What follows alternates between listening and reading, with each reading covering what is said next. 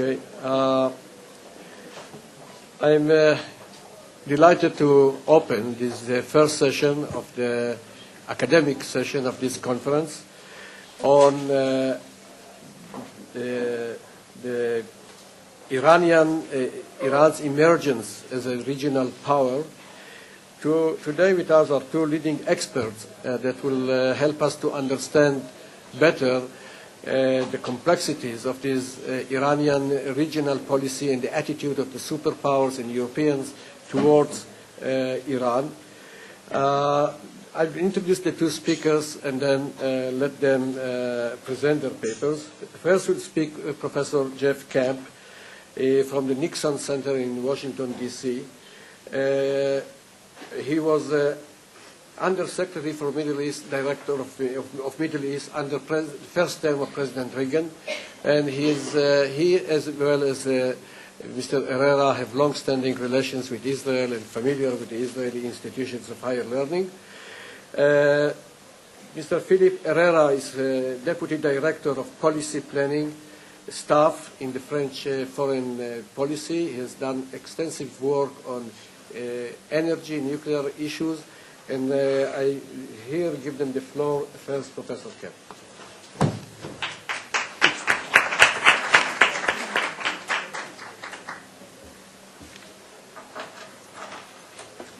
Well, good morning, and I'm delighted to be here as part of the inauguration of this very important new Center for Iranian Studies.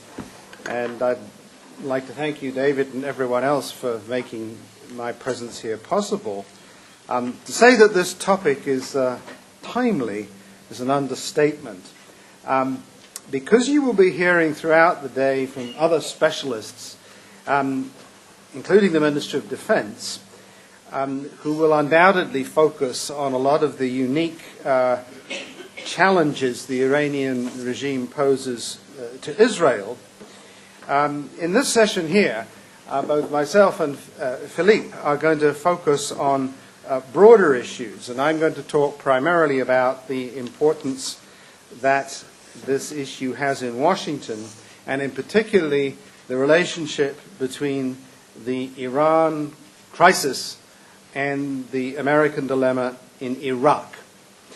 If the Iraq war had either been quickly won or had never taken place, then the current confrontation between Washington and Tehran would have taken on a very different tone.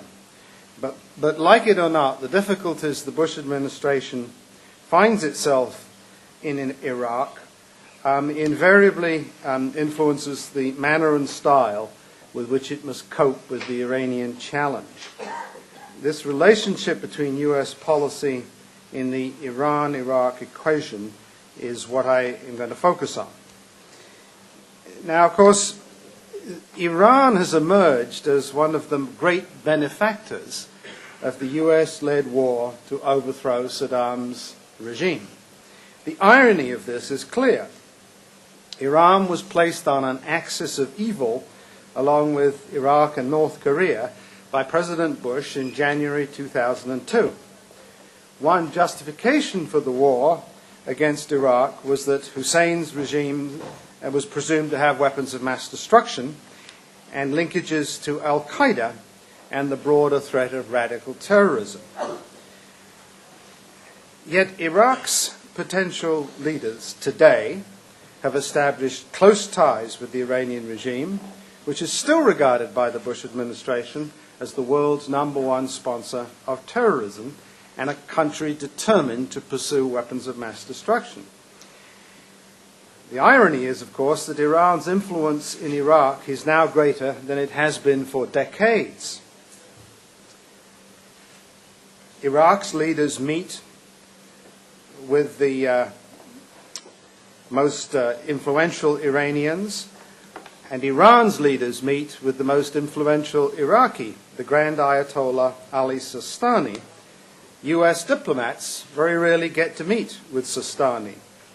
Iraq's elected leaders make visits to Tehran, negotiate on substantive issues, including border security and joint energy projects, Iranian businessmen are investing heavily in Iraq's southern regions, and its intelligence operatives are deeply embedded throughout Iraq's nascent security forces and within the Shiite militias that have great street power, especially in the south, in cities like Basra. Yet Iran's successes in Iraq come at a time when the Bush administration and the international community face serious challenges with respect to Iran's nuclear program. And these challenges have intensified following the election of Mr. Ahmadinejad as president of Iran in June 2005. Unfortunately, without a satisfactory working relationship between Washington, Tehran, and Baghdad, the future stability of Iraq is somewhat in doubt. Iran has immediate influence on Iraqi politics because of its history and geography, as well as economic, ethnic, religious, and paramilitary ties. The extent that Iran uses this influence to negatively affect events in Iraq will be determined in large part by the future relationship between the United States and Iran. Iranian influence in Iraq is widespread, but its impact is ambiguous. Iran provided financial support to Shiite-backed political groups that helped them win a near majority in the Iraqi elections held in January 2005. Although alleged Iranian support for some insurgent actions appears to contradict its open stance towards supporting legitimate Shiite-backed political groups, such activity highlights the broader Iranian intentions of covering all its bases in Iraq in event of a serious downturn in relations with both the United States and a future Iraqi government. Most of all, in my judgment, Iran does not want to see a new threat from Iraq re-emerge. Now, that threat could be manifested in a number of ways. First, by a Sunni-Shiite civil war, by the establishment of an independent Kurdish state in northern Iraq, the establishment of a rival Shiite clerical government, or the establishment of a government closely allied with the United States, which of course was the American original intention. Now, to assure that it can influence any potential outcome, Iran has established relationships of varying degrees with almost every faction in Iraq. It's in effect hedging its bets. Tehran's mullahs have shown anxiety about a strong pro-Western government in Baghdad that could offer permanent basing rights to US forces and perhaps even have relations with Israel. But conservative mullahs are also concerned, although more ambivalent, about the emergence of a strong Shiite-dominated clerical government in Baghdad. The complexities of the Shiite religion suggest that there would be rivalry between the clerical establishments, with Iraq's powerful religious centers of Najaf and Karbala eventually providing alternative sources of theological discourse to Qum, the religious center of Iran. Yet this could be the case even without a clerical government in Baghdad. What Iran would prefer to see ideally in Iraq is a friendly neighbor that presents no discernible threat to its clerical regime, either militarily or politically. Now let me talk a little bit more about these Iranian interests in Iraq. Iran faces, quite frankly, a paradox concerning recent American intervention in the region. Prior to September the 11th, 2001, Iran's two most immediate enemies were Saddam Hussein's Iraq and the Taliban who controlled Afghanistan. Iran fought a bitter 8-year war with Iraq and suffered horrendous casualties, including those from chemical weapons attacks. The war ended in 1988 with Iran agreeing to a humiliating ceasefire and an awareness that it had lost the war, in part because of its isolation from the rest of the world. In the late 1990s, it nearly went to war with Afghanistan over the murder of 9 of its diplomats in August 1998 by a Taliban-controlled militia. These assassinations occurred against a backdrop of violence along the Iranian-Afghani border stemming from Afghani drug trafficking.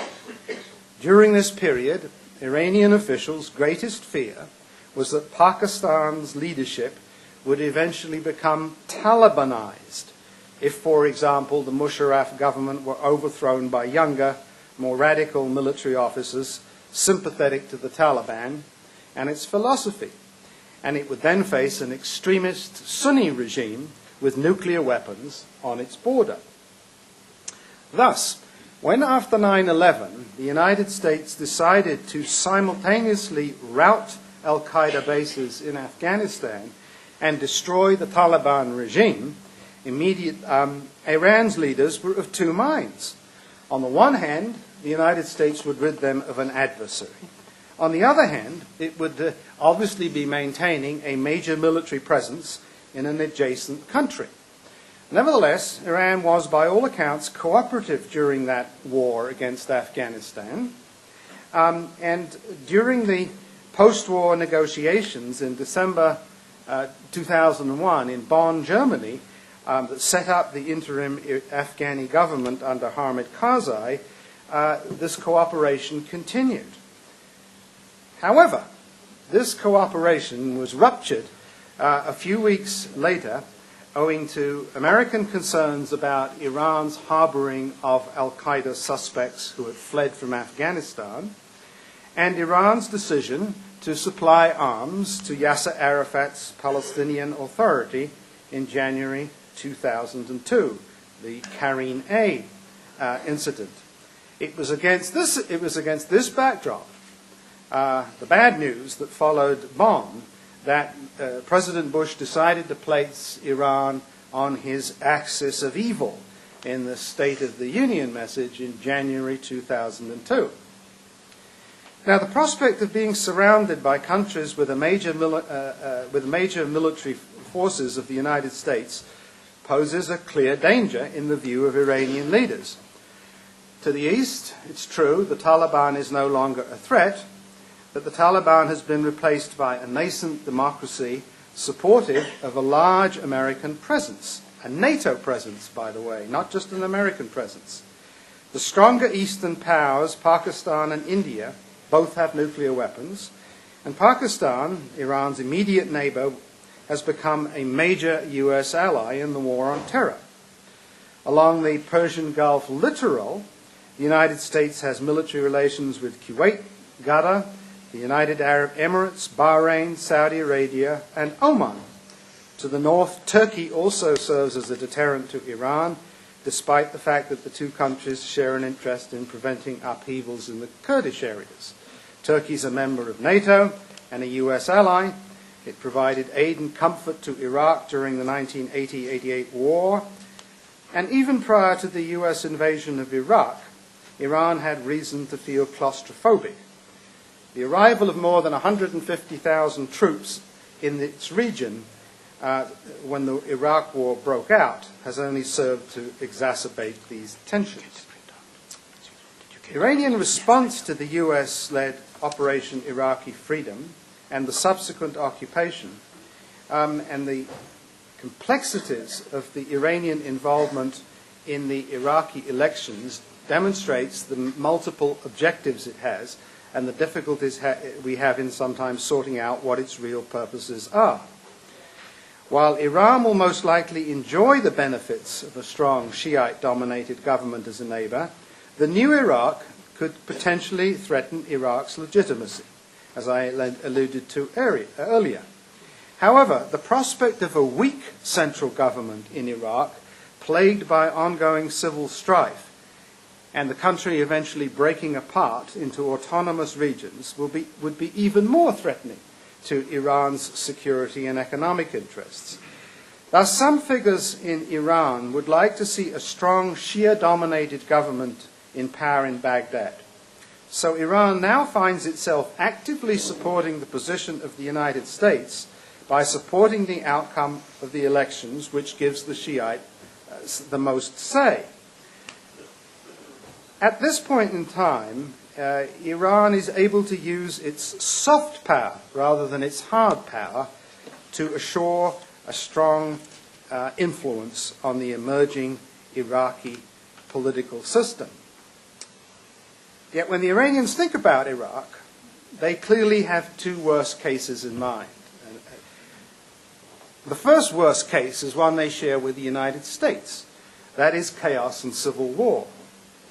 If there were chaos and civil war in Iraq, Iran could hardly remain neutral and would be drawn into a conflict that could lead to fighting between rival Shiite factions, Sunnis, former Baathists, and possibly Kurds and Turks. There is little reason to foresee a positive outcome for Iran in event of a breakdown of central government in Iraq. Iraq's Kurds would be tempted to declare independence, an obvious threat to Iranian interests, and joint resistance between Iran and Turkey against the Kurds would be difficult, given the uncertain relationship between these two countries and Turkey's close ties to the West. The Iranian ideal in Iraq, the Shiite-dominated regime, is a doubtful outcome in the event of a civil war in that country.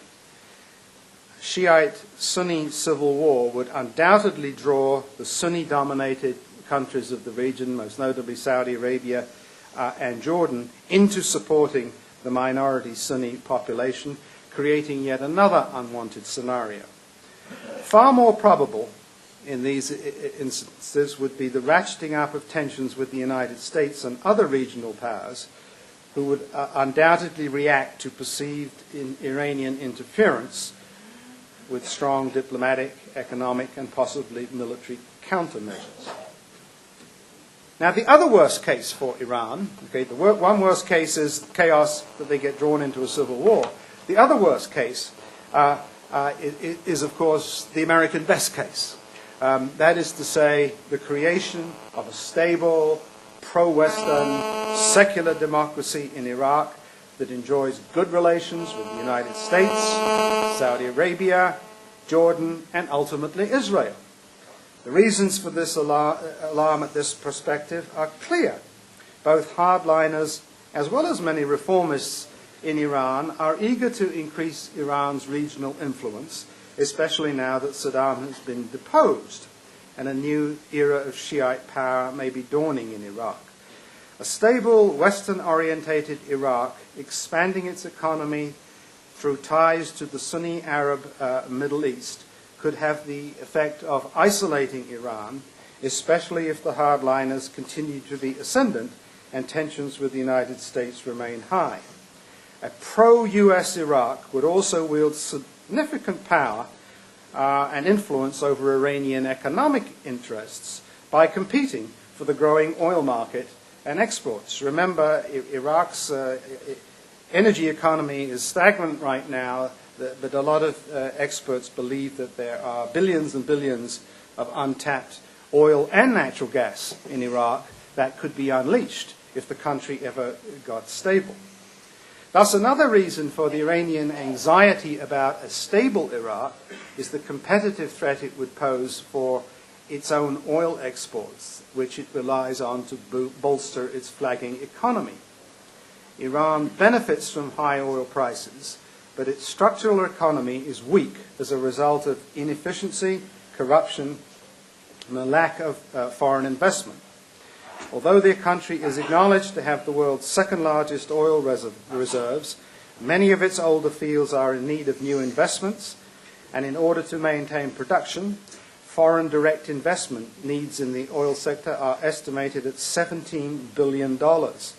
Foreign direct investment will also be essential to get the natural gas sector living up to its immense potential.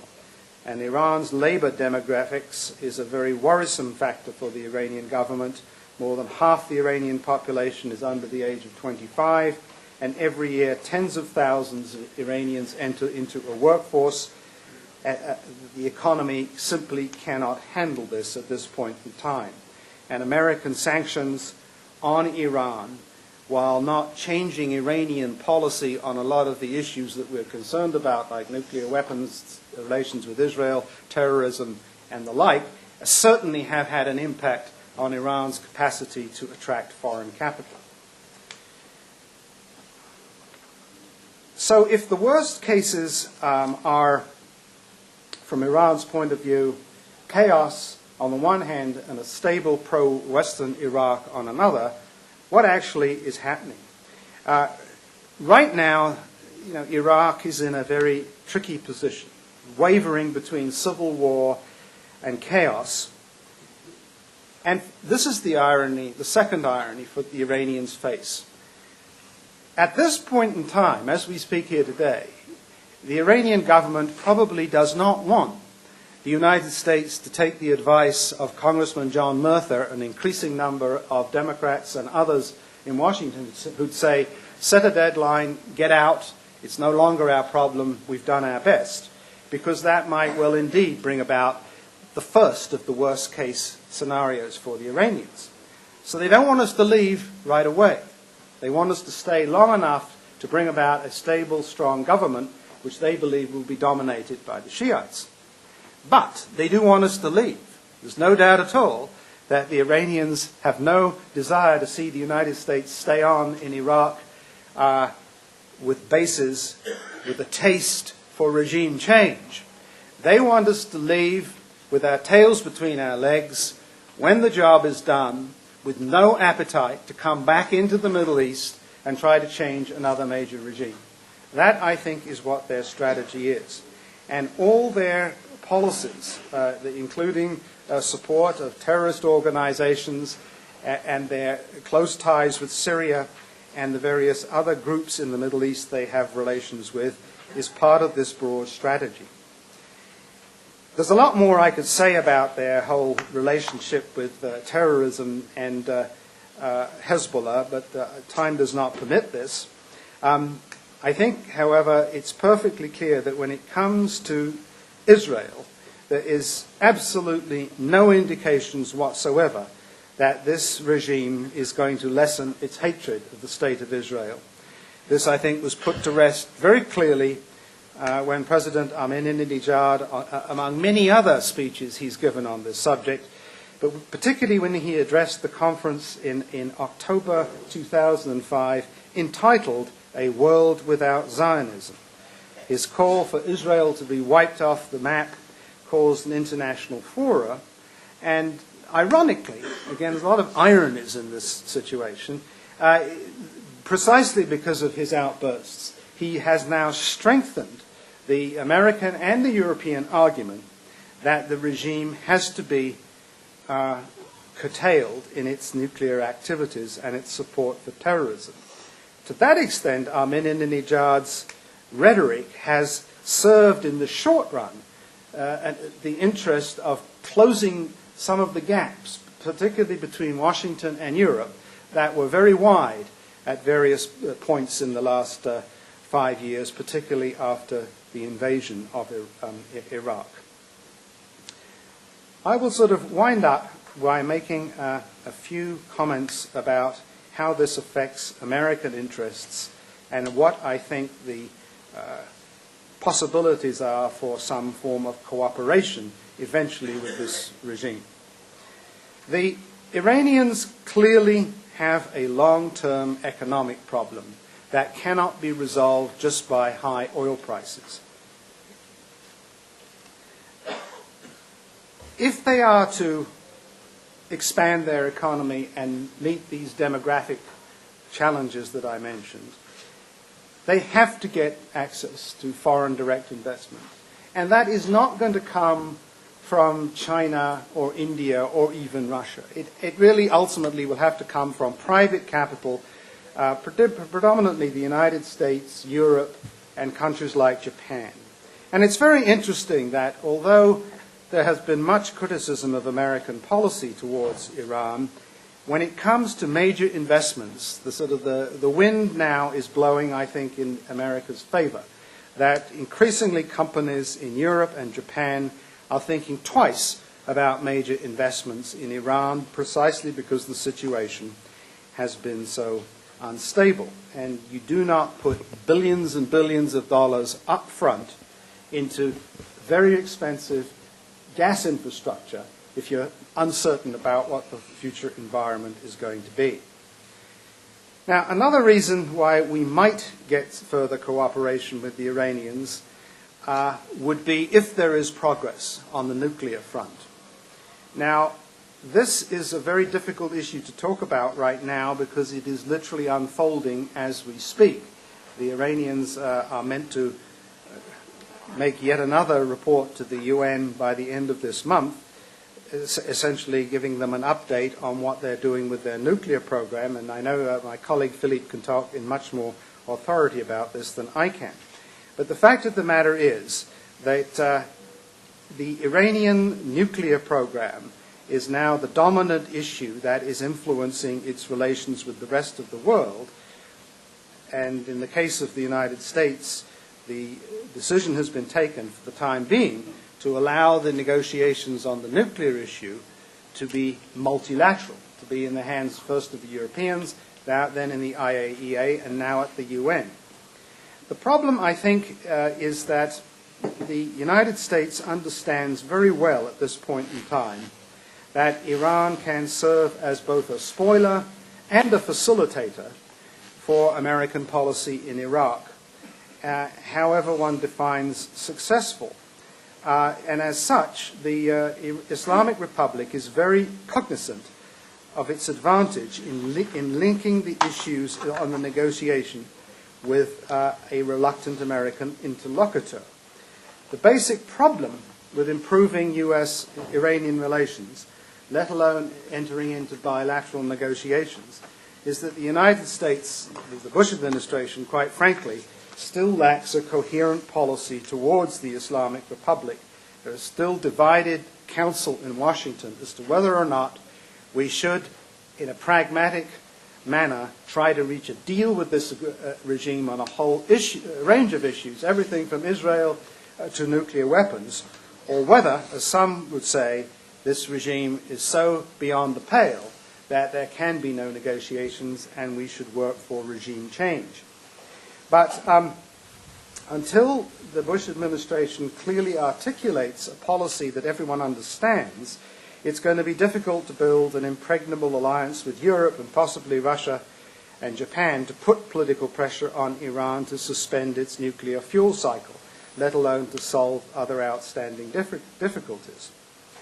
For nearly 3 years, the Bush administration, because of its preoccupation with Iraq and its internal divisions between neoconservatives and foreign policy pragmatists, has essentially outsourced the task of confronting Iran on the nuclear issue to the IAEA and the Europeans. And we can go through the history of how the Iranian response to these nuclear debates has been very much influenced by what was happening in Iraq. Right after the toppling of Saddam Hussein, when the statue came down in the May of 2003, there was a lot of euphoria in Washington that that we were on a roll, and that, okay, Iraq today, Syria tomorrow, Iran Friday, that sort of approach. And if you look at the Iranian reactions to those set of events, they became very cooperative, particularly in dealing with the Europeans on the nuclear issue in the summer and fall of 2003. But then as the United States became more bogged down in Iraq, and when it was clear this was not going to be a simple victory, when it was obvious that a stable, democratic, secular, pro-Western, pro-Israeli Iraq was not on the horizon, they, I think, became much more emboldened and have taken a much more confident, and some would say cocky, attitude towards dealing with both the United States and the international community when it comes to the nuclear question. I think, quite frankly now, on this issue, while it is in the hands of the UN and the IAEA, I don't think very much will come. I hope it does, and I hope Philip will tell us something will happen here.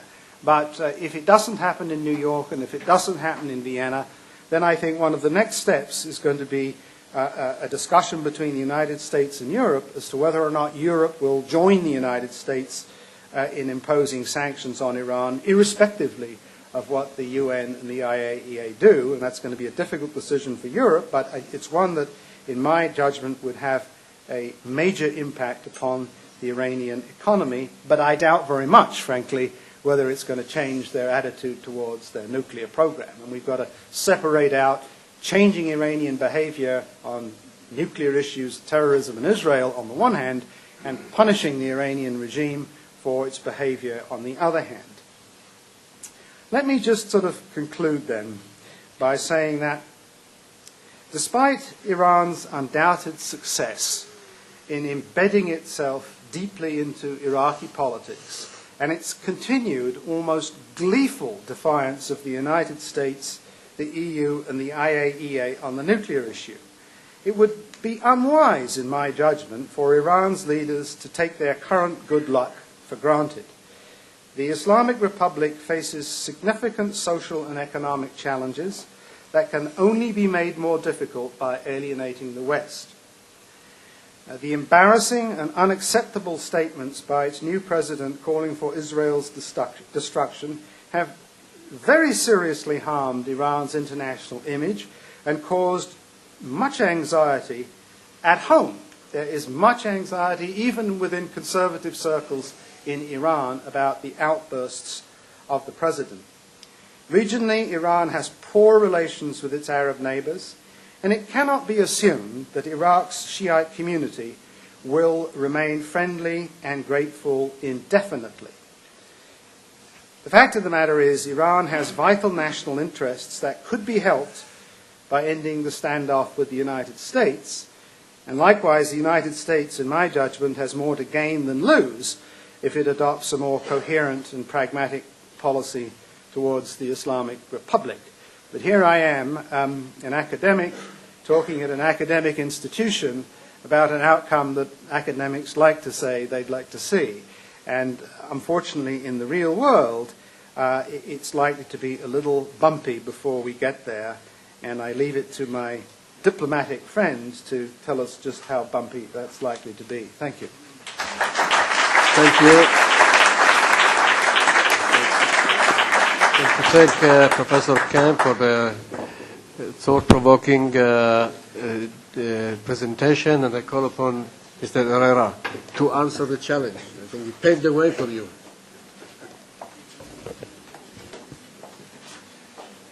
Thank you very much, David. I'd like to, like Jeffrey, also express my deep gratitude to yourself, who invited me, and to all of those who made it possible for us to be here today. I'm truly honored, and there are at least 3 reasons for which I shouldn't be here. I'm not a specialist of Iran. I came to this through the narrow window of nuclear issues. It's a narrow window on a broad landscape. I'm not an academic, and I have far, far less expertise than certainly than all of you in the room, and than yourself and Jeff, so I'm very grateful. And this isn't a reason for me not to have been invited, but it's an extra reason for me to be honored as a European as well. Thank you. I'll be speaking in a personal capacity, although I occasionally agree with the French diplomat by the name of Philippe Herrera. And what I will discuss with you is a European perspective, as opposed to the European perspective, on what Iran's strategic ambitions are. And I will, of course, address the issues that Jeffrey has raised, hopefully bringing some answers, as opposed to repeating the questions. Implicit in the topic that I've been asked to address is that there are indeed such a thing as Iranian strategic ambitions. That is to say, we have 2 major underlying assumptions. First of all, that the Iranian decision-making apparatus can define national ambitions and devise and implement a policy and a unified policy to match, despite the multiple interests and decision-making centers that many of you are familiar with. And in a sense, I'm sure it can define national interests. The question is, can it define one national interest? It's interesting to note that the quarterly publication of the Center for Strategic Research, which is the think tank affiliated with Rafsanjani and Rouhani, this publication was just launched in Persian and English, and its name is The National Interest, perhaps as a wink to its American counterpart. Second assumption is that these decisions that are made are indeed strategic decisions, as opposed to tactical adjustments.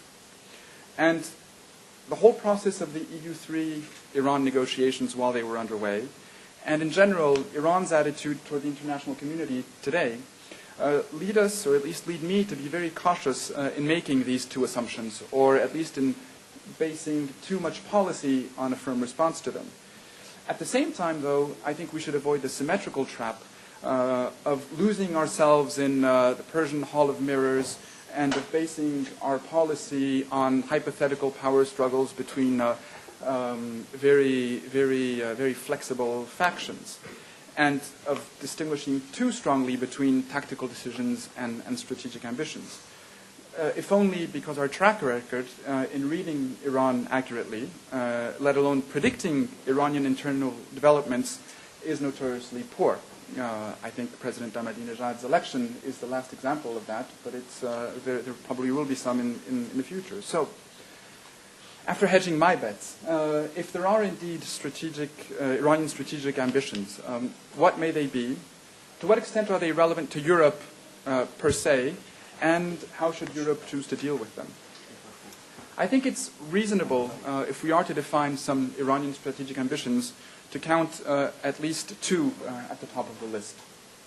The first one is an enhanced international and regional role with the necessary power projection capabilities to boot, whether it be soft power or in the not-so-distant future, hard power. Iran obviously considers that it should be in a position to reclaim the regional role that it has had in the past and that it, quote-unquote, deserves today.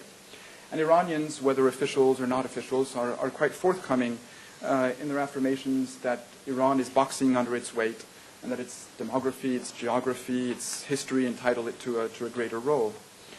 And interestingly, because many countries could consider that they have to reclaim a past grandeur, interestingly, Iran is one of the last countries, I'd say one of the last third world countries, in this, not in the sense of its political or economic development, but in the sense of putting third worldish rhetoric at the fore.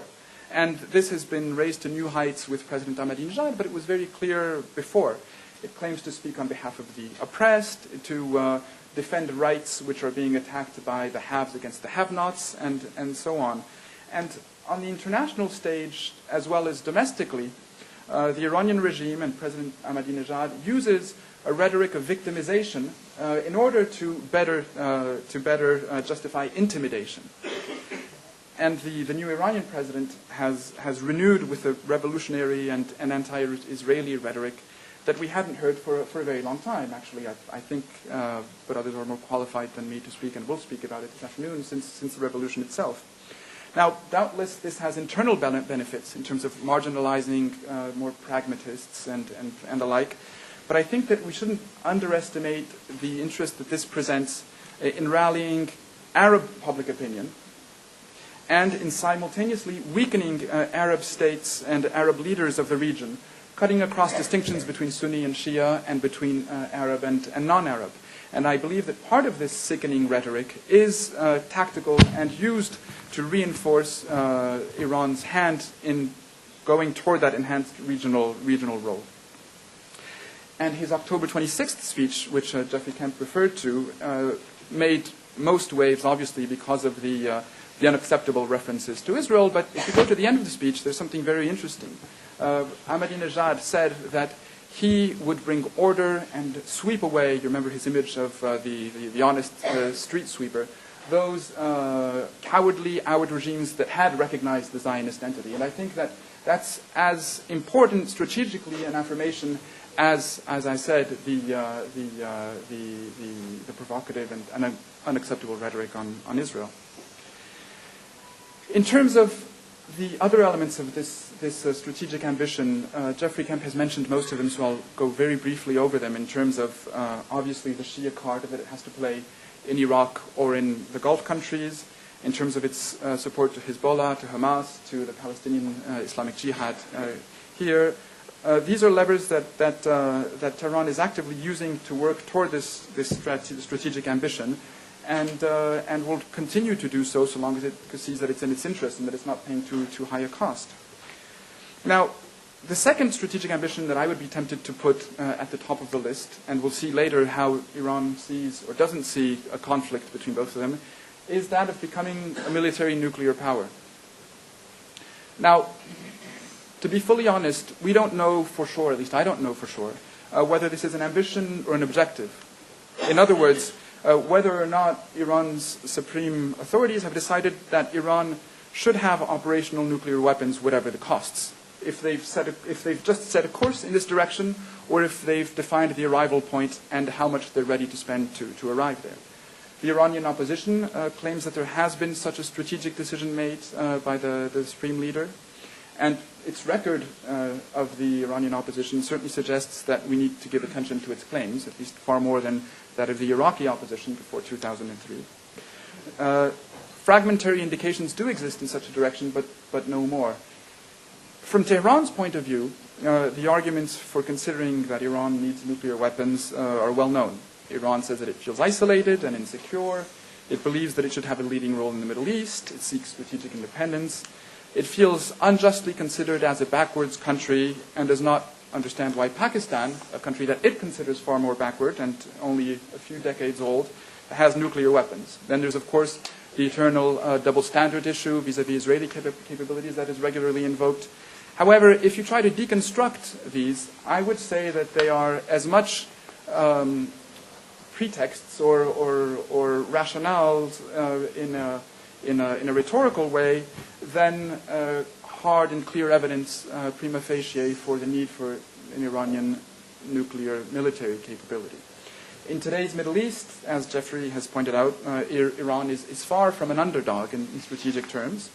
It is more powerful than any of the not-so-friendly Arab neighbors.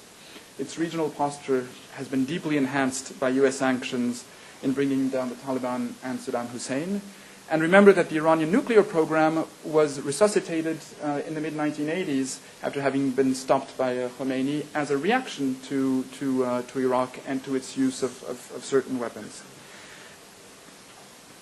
Obviously, Iran has been going in the direction of a military nuclear capability, and I don't think that we should be naive. It's been trying to get close to the threshold, and given its impressive track record of cheating on its commitments to the IAEA and of pursuing technologies that have no other rationale than a military nuclear program, as has been documented by the agency, there's no doubt about the direction.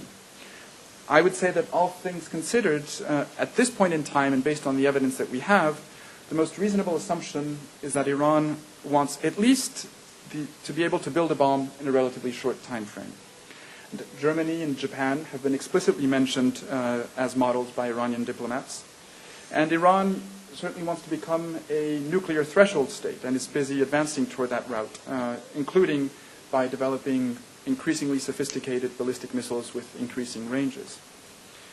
However, even if you agree with me, which isn't certain, that Iran does not necessarily want a nuclear weapons capability or it has not made that strategic choice, this possible lack of an Iranian strategic ambition being decided this way shouldn't be overinterpreted.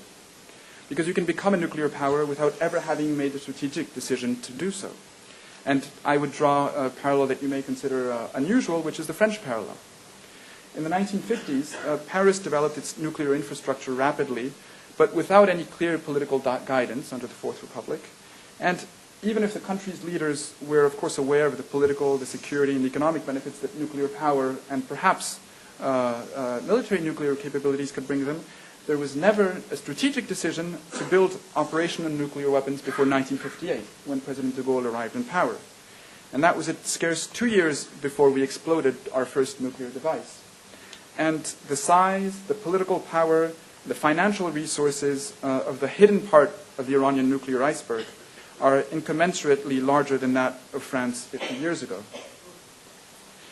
Now, if we focus on these two main strategic ambitions, power projection and becoming a military nuclear power, why are these Iranian ambitions relevant to Europe? I would argue that first of all, the nuclear ambition constitutes a fundamental challenge for Europe. and I'd like to focus on the impact on the region, the impact on Europe, and the impact on the international order as seen from Europe. I mean, it's obvious that a nuclear-capable Iran would have a deeply destabilizing effect on the region. Less obvious or less frequently mentioned are the implications for Europe of this regional impact. First of all, several countries of this region, there are several countries in this region vis-à-vis which some EU members, notably the United Kingdom and France, have defense commitments, such as the United Arab Emirates. And these countries are within range today of Iranian ballistic missiles. The same is true of Turkey, which is in range today and will increasingly be in range tomorrow of Iranian nuclear weapons. Turkey is a potential future EU member. It's a present member of NATO, to which European members of NATO have security guarantees via Article 5 of the Washington Treaty. Secondly, an emboldened Iran and a nuclear-capable Iran would undoubtedly, in my view, be an emboldened Iran, would feel that its coercive potential was radically reinforced. And European diplomatic and economic interests in the Middle East would be affected deeply. Third, the specific threat vis-à-vis Israel, and the hostile intentions are explicit. There's nothing missing but the capabilities, but Iranians are making steady progress in that direction, is, of course, of direct relevance to Europe as a whole and to European countries individually. The Middle East is one of the regions where Europe wants to play an increasingly political role. It's true in today's world. It'll be increasingly true in tomorrow's world. If or when Turkey is admitted into the European Union, Europe will have a border within the Middle East and a border with Iran. The geostrategic situation that would arise then from an Iranian nuclear capability would have vast consequences for the stability of the region and therefore for European action in the region. I've mentioned the regional impact of direct relevance to Europe. I'd like to mention the impact on Europe directly of a nuclear-capable Iran. First of all, there's obviously, or maybe not so obviously, at least maybe not obviously enough in some European quarters, the Iranian threat to Europe. Because the reason for which I say maybe not so obviously enough is that most observers have understood the European diplomatic initiative as a way of preventing some unspecified American action against Iran. That was the way it was read largely by the European press in 2003. But I think this interpretation misses the fact that Europe sees Iranian ambitions as threatening. Besides all of the reasons that were mentioned earlier, an Iranian nuclear capability would pose a direct threat to European territory, taking into account the increasing range of Iranian ballistic missiles. The ballistic missile programs in Iran are making steady progress. Cooperation between Tehran and Pyongyang, among others, is well established.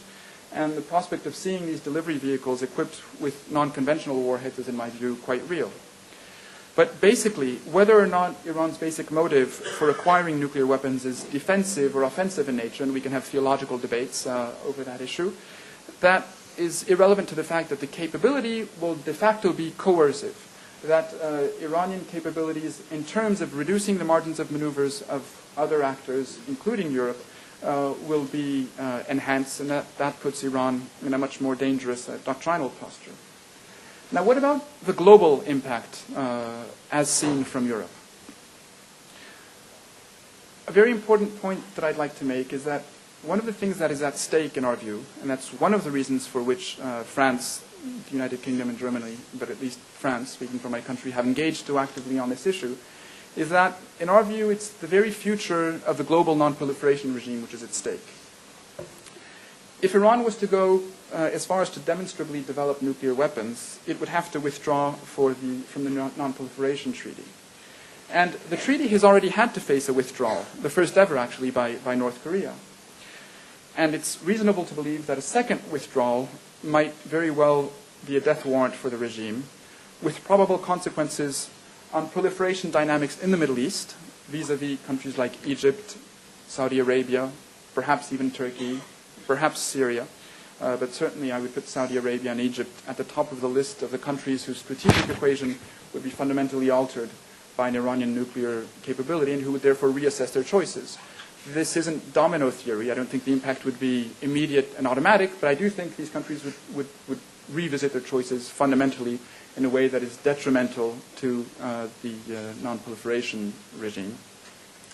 But the consequences would be far more far-reaching if we had such an unraveling of the fabric of the nuclear non-proliferation regime, which goes beyond the treaty. And I'm thinking of countries such as Taiwan, Japan, South Korea, for example, especially in the light of the growing nuclear potential of China and North Korea. More generally, Iran, from a European perspective, is also a test for the following very important question. Is it possible to dissuade a threshold state from going nuclear? It's true that other threshold states have in the past been successfully dissuaded. And I'm thinking, for example, of South Korea or Taiwan. But these were U.S. allies that could benefit from positive security guarantees in a way that certainly in the near future seems unthinkable from an Iranian perspective. More broadly than the nuclear non-proliferation regime, I think that what is at stake here is also the future of a multilateral international security order that is based on verifiable, enforceable commitments. The European Union published a common strategy in December of 2003 on WMD non-proliferation. And one of its main objectives was to present multilateralism as a means not only to delay action or postpone crises, as Washington or others were inclined to see it, but to achieve concrete results. And the leading role played during 2 years until Iran put an end to the negotiations by the United Kingdom, Germany, and France on Iran's nuclear program is an essential part of this broader policy. And to have all of the relevant multilateral instruments in this case, whether it be the IAEA in establishing Iranian noncompliance or the Security Council in sanctioning it, fail, I think would represent a failure with far-reaching consequences in terms of the collective security system that Europeans remain deeply attached to. And this isn't only a sentimental attachment. It's an attachment that is linked to the fact that the security of Europeans hinges largely on the continued relevance of this international security order. Now, why would the reinforcement of Iranian power and the enhancement of Iranian strategic capabilities in the region be relevant to Europeans? Some could argue, I've heard some Iranians argue this, you're only interested in business, so long as you continue to do business, what's the problem? I, of course, contest this view for the reasons that I just laid out, but it's certainly a legitimate question. European-Iranian relations have been difficult since the Islamic Revolution. In the 1980s, we witnessed several terrorist actions supported by Iran against non-European interests on European soil. There was the Mykonos affair, more broadly the assassination of several political figures, including purportedly by actions in which the current Iranian president was involved. And there were actions against European interests, whether on European soil, a wave of bombings in Paris in the mid-1980s, which I remember well, in which Iran was at least indirectly involved, or European interests in the Middle East. And you just have to go back to the hostage takings or to the bombings of our barracks, along with the American barracks in Beirut in the 1980s, that was carried out by Hezbollah with, again, at least indirect Iranian involvement. If you throw in the Salman Rushdie affair, it's easy to understand why the normalization of these relations wasn't exactly on the agenda. In 1990, there was a modicum of détente and a policy of deliberate engagement with Iran, with the hope of using trade as a leverage for concessions on human rights and terrorism, through what we called the critical dialogue, which was initiated at the end of 1992, and then upgraded to a constructive dialogue in 1999 after reestablishment of actual diplomatic relations after the Mykonos affair. However, to put it briefly, the rise of Iranian power in the region is not in Europe's interests. And at least so long as the Iranian government carries out policies of the current regime, this will be the case. Its support for terrorism, its radicalizing role on Hezbollah, and its mischief, to put it mildly, in Lebanon and in Iraq, which affects European countries differently depending on whether they're on the ground or not, but which still poses a threat in terms of stability for all of us. The support for terrorist groups in Israel, in the Palestinian territories, are obviously antithetical to our interests. In the absolute, Iran can, however, be a partner in the region for Europe. Similarly, in the absolute, as what President Kassab referred to as a potential partnership between Iran and Israel in terms of the strategic fundamentals. I fail to see, however, how that can be the case in the short term or with the current regime. Now, very briefly, because I know we're running over, how should Europe choose to deal with these ambitions? First of all, I think we need to be honest, and honesty here is synonymous with humility. Europe is not the key player from an Iranian perspective. We always knew when negotiating with the Iranians that they were looking over our shoulder toward the other side of the Atlantic. This didn't reduce the interest of the negotiations, and the close coordination with Washington actually strengthened our hand, as opposed to the Iranian intent, which was to divide us. However, I think there are some European cards that we have to play, and I'd like to explain to you how we have chosen to play them and why. The title of the presentation was Iran's Strategic Ambitions. Well, dreams are free, but ambitions aren't. And Europe has a role in determining the price tag for these Iranian ambitions. Military nuclear ambitions were essentially cost-free until the fall of 2003 for Iran. It's true, because of the deep suspicions on our part and because of information that we already had, there was no European cooperation on Iranian civilian nuclear programs since the revolution. That's why Iran had to resort to Russia and China. But this was a small price tag to pay, especially if the objective was not nuclear power. Starting in 2003, something different has happened.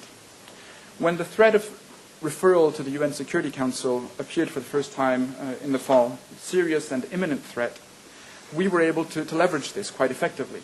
I think thanks to the fear of referral and the diplomatic isolation that it came with, and also thanks, as Jeffrey pointed out, to the fact that American troops on the Iranian border were seen as a threat and not yet as an asset by Tehran. And this potential price tag of diplomatic pressure and political isolation was considered too high a price for at least 2 years. And that's logical insofar as Iran considers that nuclear weapons are, among other things, a prestige enhancer. It makes little sense in that case if, in order to attain them, you suffer isolation. And this remains a key point of leverage.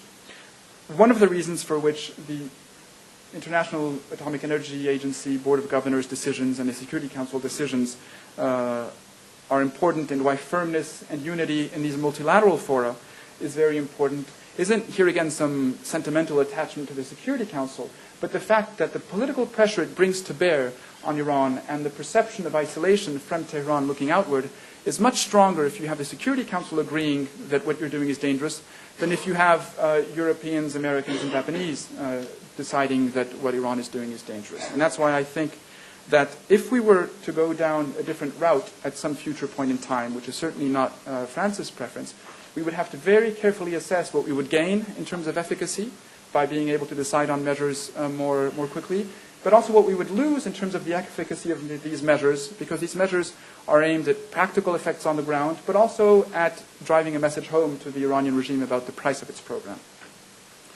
What about the economic and the commercial price tag? The 1990s did see an upsurge in investment by major European companies. And the negotiations on a trade and cooperation agreement which would enhance the possibilities for investment began in December of 2001. However, it has always been our intention to use this and to continue using this as leverage. The progress in the TCA negotiations was explicitly linked in the Commission mandate on the European side to Iranian action on 4 fronts: support for terrorism, human rights, a role in what used to be called the Middle East peace process, and proliferation. And here it's not only nuclear proliferation we're speaking about. These negotiations today are obviously at a standstill given Iranian actions. And today the EU is Iran's largest trading partner, even if Iran is a minor trading partner for the EU. In other words, the EU has several things that Iran wants and a few things that it very much needs, such as capital, know-how, technologies, including, as Jeffrey Kemp pointed out, technologies that are indispensable for Iran to extract natural gas and to keep its oil production up. During the EU3 Iran negotiations, our objective was to present Iran with concrete benefits that it could reap if it decided unambiguously to come clean. And the negative measures were always in the background, and both privately and publicly, EU leaders reminded their Iranian counterparts of the fact that a parenthesis had been opened in October 2003 in terms of referral to the Security Council, but that it would close the very moment that the Iranians came back on the parenthesis that they had opened of suspending their enrichment-related capabilities. Today, the idea is to alter the cost-benefit analysis in Tehran by weighing more on the costs than on the benefits. Now, to what extent the economic leverage will be brought to bear will be decided in the coming weeks and months in the UN Security Council and perhaps elsewhere. But in any case, Iran knows today that its choices are by no means cost-free. And interestingly, one thing is already visible. The markets are sanctioning Iran before any sanctions are decided per se, simply based on the downturn of the country's political standing in direct relation with the path of isolation and confrontation that the present government has chosen. And as Jeffrey Kemp pointed out, it's very important to keep in mind that economic costs for the country translate almost directly into political costs for the leadership, given the economic context internally, and given the platform on which President Ahmadinejad stood and ran. Oil money may be able to mask these realities or postpone hard choices for a while, but certainly not eternally. I'd like to just very briefly conclude, and I apologize for having been too long, with two thoughts. The first is that, interestingly, and this hasn't raised any eyebrows, we've dealt with Europe to a large extent as if it were a united entity, which I think that on the Iranian dossier by and large is. This is interesting compared to the situation 5, 10, 15 years ago. And from a European perspective, and I gather from a parochial perspective, it's a silver lining, but even if it's a thin silver lining on this whole dossier. Second point has to do more broadly with the issue of ambitions, costs, and priorities. Last week, at his request, I met with the Iranian chargé at his embassy in Paris. And in what was essentially what diplomats call a frank and unproductive discussion, a quite difficult discussion, at the end I just said, we can go on, but fundamentally neither you nor I have the answer to this. Iran has a choice. You cannot go on speaking and behaving like North Korea and expecting to be treated like India. And his response I found very interesting. He said, we have Americans on our borders. From the Americans we've learned very much, and first of all we've learned pragmatism, and we will follow our own course. And this course will resemble no other. It will be our choice. And I think it was the right thing to answer from his perspective. It was, I think, largely bluff for the reasons that I've expressed earlier in terms of Iranian dependency on the outside. But for the moment, the perception, and not only among Iranian diplomats, is that the dilemmas are for us and the choices are for them. I think that it's urgent that this perception be reversed because it's dangerous, and more importantly, because it's largely wrong. Thank you. Thank you, Philippe. You presented yourself somewhat as unfit to discuss these issues as not academicians and not experts on Iran. I think you have done beautifully, and similar like Jeffrey Kemp provided us with thought-provoking ideas and points that we'll have a short time now for questions and answers. What I suggest that we'll collect a few questions and then let them decide which one they want to refer to. But please, our time is short, so I won't really question in this part. Yes, please. Taking questions from the floor, I believe now. Yeah. Question for Dr. Kemp. You said that there was a requirement of about 17 billion for oil and gas infrastructure development in Iran. But I hope you're right in saying that the financial markets consider Iran too volatile to enter. But considering any state has far less fiscal responsibility, why do you think scurrilous regimes in Moscow and Beijing won't invest that sort of money in more? Because they haven't exactly been anti-terrorist friends in the last couple of years. Okay. Other questions? Yes, Since the civil war in Yugoslavia, thousands of Pasdarans have immigrated into Central Europe, married to the Muslims in Yugoslavia, and they are Trojan horse that they can awake in the right time and fight for the interests of Europe. Europe knows this, and they are afraid of it, but nobody talks about it. So you raised this issue. Okay. More questions here? Yes, please. You both discussed the, I guess, the sort of economic incentives that, or like economic influence that Europe has on Iran. Especially because really no one really, I guess, likes. How would strengthening like Iran's economy in exchange for concessions on nuclear issues, I guess, increase their ability to stay in power? Yes, please. Your permission, two questions, one for each speaker. Is there, Dr. Kemp, is there any talk or thought in DC about what America should do if Iran has already acquired nuclear capability and America has either decided not to try or try to fail with a military option? The question to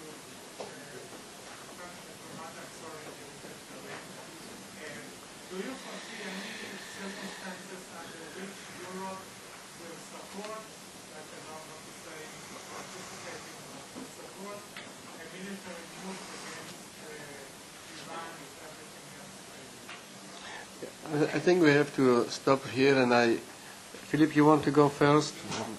Answer the questions to you, and then Jeff. I'll start with the last, which is the most difficult. And it's not the most difficult because I'm a diplomat and therefore am theoretically constrained about what I can say, but because, to be honest, it's the type of thing that you only know, and I think that it's the type of thing that you would only know in the United States when crunch time comes. And the difficulty is in discussing it beforehand, because you either exclude it, which doesn't make any sense, frankly, from a personal point of view. I think taking options off the table is not something that strengthens our diplomatic hand. Or you say that it's something that is clearly there, right and center, and you also weaken in that case your other options. So, in terms of European public opinion, I think that the damage that has been done by the American intervention in Iraq is such that, wrongly so, but it's a fact that we have to live with, there are more Europeans, and I almost sense more Americans, at least in terms of talking heads in the press and elsewhere, that are more concerned by the instability that an American strike would bring about than those who are concerned by the instability that an Iranian nuclear weapon would bring about.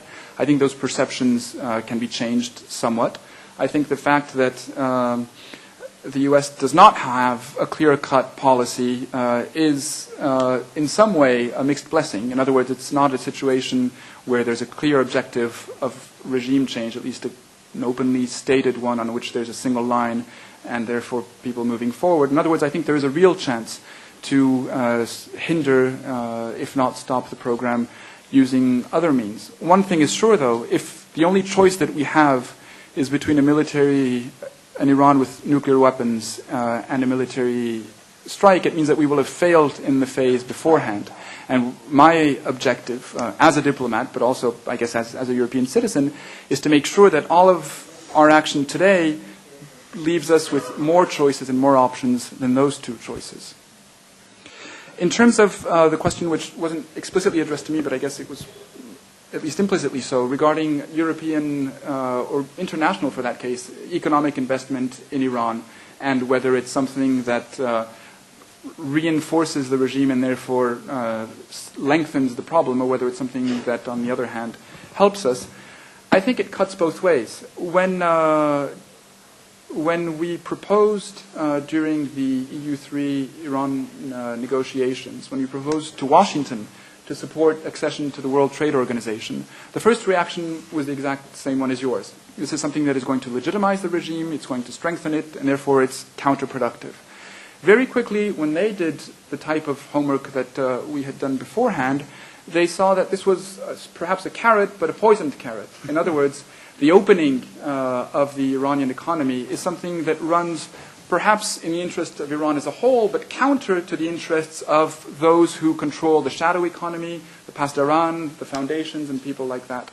And as I mentioned, the European effort to increase its investment, at least, well, to increase the investment or to make it more possible, because fundamentally these are private decisions made by private market entities, was directly linked to a decision to leverage this. And the reason for which the trade and cooperation agreement negotiations are stopped is that Iranian behavior on the four fronts that I referred to, not only the nuclear but the rest, is incompatible with progress on these negotiations. So it's not simply putting in money for free, but it is it is a difficult call. Three questions. The first one that I'll answer is, the question essentially was, is if they've got the bomb and we're not going to bomb them, what else can we do? I think there's a lot of things actually that can be done in event that the United States decided not to conduct a preemptive war against Iran, which is frankly what it would be, but did not nevertheless want to live under the threat of an Iranian weapon. I mean, we lived for many, many years under the threat of Soviet weapons, far more than the Iranians will ever get, and it's something called deterrence worked. Would deterrence work against this regime? I think there is a lot of evidence that it probably would, but I can understand why people, when they listen to the current president of Iran, may have their doubts. I mean, he may want to hasten Armageddon so that the Imam comes back. But look, here's what we can do. I mean, we can strengthen our defense ties with other countries in the region, including Israel, including the Gulf states. There is a lot of technology that we can bring into the region to actually deal with some of the military threats that the Iranians might pose.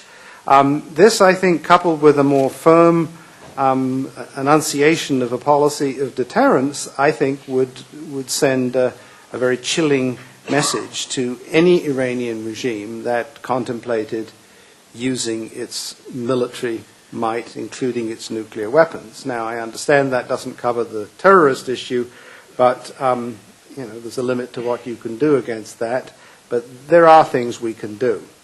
There was a second question about this idea that if we have some agreement with the Iranians that involves economic cooperation, this is going to perpetuate them in power. And that's true. I mean, that in the best case, I think the analogy I can give you is the great decision that the Europeans and the Americans made with respect to Colonel Gaddafi. It was judged by American and European diplomats that it was more important for Libya to get rid of its weapons of mass destruction, lock, stock and barrel, have the inspectors come in, cart the weapons and their components literally out of the country, but let him stay in power and develop his economy. That was considered a trade-off worth making. And, some would dispute it. Some will say Gaddafi is still a dictator, there's still repression in Libya. But, Libya, frankly, is not on the radar scope of either the United States or Europe right now as a threat. So that's the sort of trade-off that you would have to make with this regime, that for giving up their nuclear capability, for ending their terrorism, for cooperating in Iraq and Afghanistan, the United States primarily, and it is the United States primarily, would agree to recognize the regime and to lift sanctions.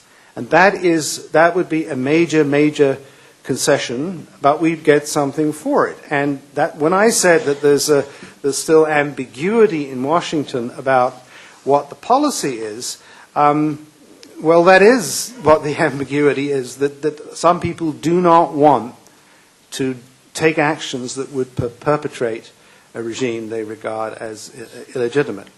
And now the third question, which was the first, I think, that was asked, was what about even if the West does not put money into Iran, particularly into its energy infrastructure, what about the Chinese? What about the Indians?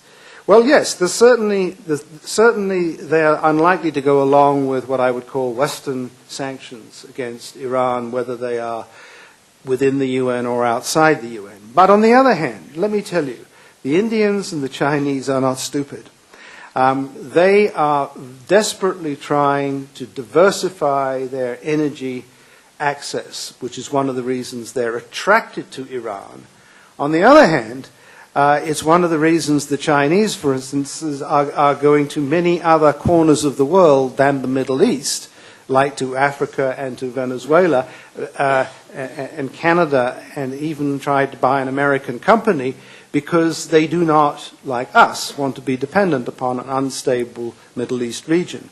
So I think there will be limits to how far India and China would go to bail out Iran. And furthermore, in some of these very high technologies in the energy sector, particularly to do with natural gas and the refurbishment of oil fields, they simply don't have the technology that the West has, so the question doesn't come up. Thank you.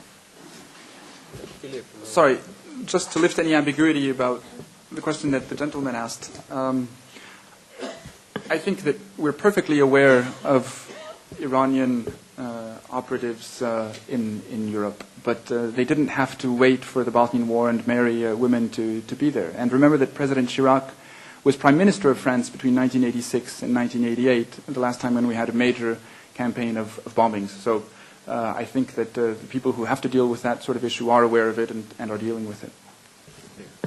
Thank you.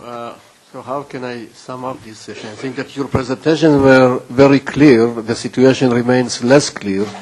And hopefully we'll be able to make the situation even more complicated in the discussions of the afternoon.